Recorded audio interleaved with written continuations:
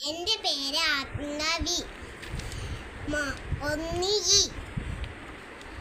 മോൻ LP school. ഞാൻ ഇന്ന് കഥ പറയാൻ പോകുന്നത്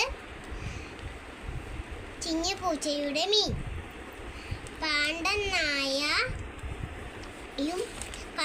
ചിന്നിപ്പൂച്ചയും കളിക്കുകയായിരുന്നു. ചിന്നിപ്പൂച്ച ഉറങ്ങുകയായിരുന്നു. മീനിന്റെ മണം കേട്ട് ചിന്നിപ്പൂച്ച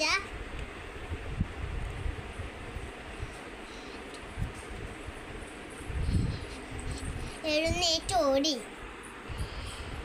മീനെടുത്ത് കയറിൽ തൂങ്ങി തിന്നാൻ തുടങ്ങി. ചിന്നിപ്പൂച്ചയും പാണ്ടൻ നായയും നോക്കി നിന്നു. പാണ്ടൻ നായ ചിന്നുവിനെ താഴെ ഇറക്കി. ചിന്നിന് ഉമ്മ കൊടുത്തു.